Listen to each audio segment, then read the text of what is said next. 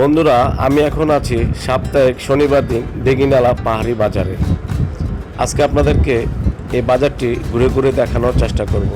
এই বাজারে আসার উদ্দেশ্য হলো এখানে নাকি পাহাড়িরা বিভিন্ন রকমের তাদের লালন পালন করে থাকে, দেশি হাঁস, মুরগি, গরু, ছাগল ইত্যাদি। তো বন্ধুরা, চলুন আমরা ভিতরে প্রবেশ করি। ভিতরে প্রবেশ করলেই সর্বপ্রথমে দেখতে পাবেন এখানে পাহাড়িরা তাদের লালন পালন হাঁসগুলো বিক্রি করার জন্য বসে আছে। সাথেই একটি খরগোশের বাচ্চা দেখে আমার কাছে খুব ভালো লাগলো। দেখুন, চারটি কত সুন্দর সুন্দর খরগোশের বাচ্চা। এক একটি প্রাইস নাকি 200 থেকে 250 টাকা করে বিক্রি করে।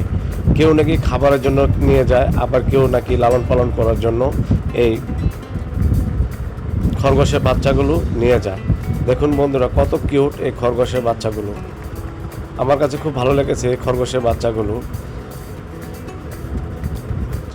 আবার একটু একটু করে সামনের দিকে হেঁটে যাচ্ছে। দেখুন বন্ধুরা, তাদের লালন পালন করা কত বড় বড় দেশি মুরগি বিক্রি করার জন্য বসে আছে। এখানকার পাহাড়ি মুরগিগুলো দাম কিন্তু অনেক সস্তা। যেমন 800 থেকে 900 টাকার ভিতরে আপনি একটি বড় ধরনের মুরগি পেয়ে যাবেন। এই যে দেখুন, দুটি হাঁসের বাচ্চা বিক্রি করার জন্য এক ভাইয়া বসে আছে এই পাহাড়ি বাজারে। এই হাঁসগুলো বিক্রি করে থাকে 500 থেকে 600 টাকার ভিতরে।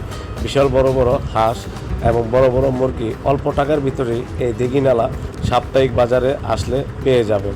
এই যে দেখুন বন্ধুরা, এক ভাইয়া শুটকি বিক্রি করতেছে। বিভিন্ন রকমের সামুদ্রিক শুটকিগুলো বিক্রি করে থাকে। আমার কাছে খুব খারাপ লেগেছে, কারণ এই শুটকিগুলো সবচাইতে নিম্নমানের শুটকি এই পাহাড়ি মানুষরা খেয়ে থাকে। আমার কাছে ভালো লাগে নাই, কারণ এত নিম্নমানের শুটকি এখানে বিক্রি করে থাকে।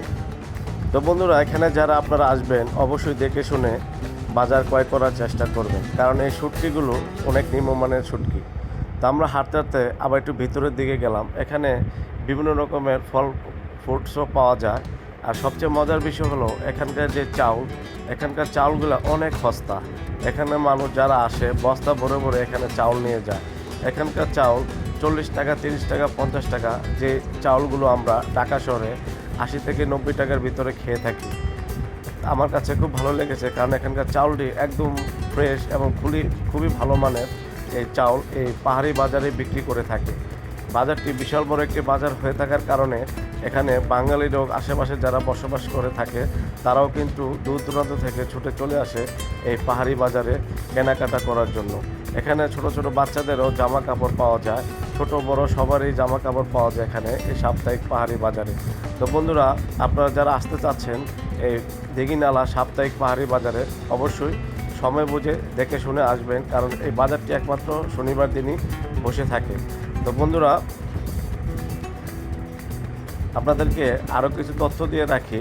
আপনারা যারা এই পাহাড়ি বাজারে আসতে চাচ্ছেন অবশ্যই ভোর থেকে এই বাজার কিন্তু শুরু হয়ে থাকে, কারণ এখানে আশেপাশে যে পাহাড়িয়া মানুষরা বসবাস করে দূর দূরান্ত থেকে কিন্তু এই পাহাড়ি বাজারে ভোর থেকেই ছুটে চলে আসে বিক্রি করার জন্য এবং কেনাকাটা করার জন্য। ওরা যেমন বিভিন্ন রকমের শাক সবজি, হাঁস, মুরগি, গরু, ছাগল বিক্রি করার জন্য ছুটে আসে, তারপরে আবার তারা কেনাকাটা করে আবার তাদের বাসায় ফিরে যেতে হয়। যার কারণে ভোর থেকে এই বাজারটি বসে। আপনারা যারা আসতে চাচ্ছেন অবশ্যই সকাল সকাল চলে আসবেন। আমরা কিন্তু ভোর সকালবেলা চলে দিয়ে আমরা 6টার ভিতরে এই পাহাড়ি বাজারে ছুটে চলে আসি, যার কারণে আমরা অনেক সময় পাই এই বাজারটি ভিডিও করার জন্য। তো বন্ধুরা, ভিডিওটি কেমন হয়েছে আপনারা অবশ্যই জানাবেন। আর যদি ভিডিওটি ভালো লেগে থাকে অবশ্যই বন্ধুরা লাইক, কমেন্ট, শেয়ার দিয়ে পাশে থাকবেন। আল্লাহ হাফেজ।